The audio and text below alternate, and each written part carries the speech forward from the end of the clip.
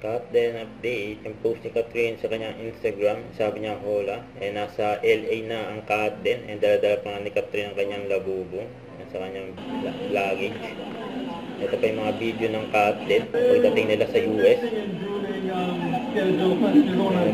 Seatmate din sila sa kanyang aeroplano. Kaya in-interview sila dyan. Kaya-kaya na ba?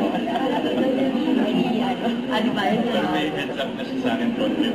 Yeah, because the during that time, nag-alala. Magkatabi pa nga ang captain, nagchichikahan, no? Nasakay ng car. Sabi ni John Bill. Sana all, my card.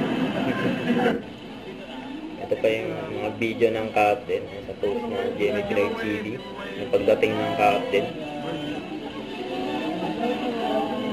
Sinalubong sila ng mga Pinoy dyan. Sa LA, sa Lac Airport.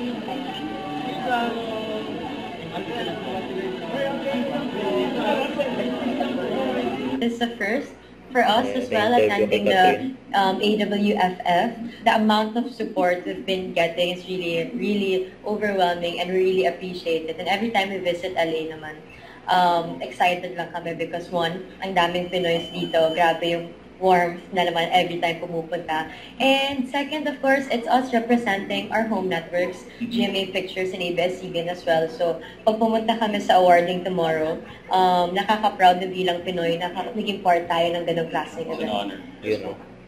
Huwag kalimutan mag-subscribe, click ang notification bell for more update po on future reaction vlog. Bye guys, thanks for watching.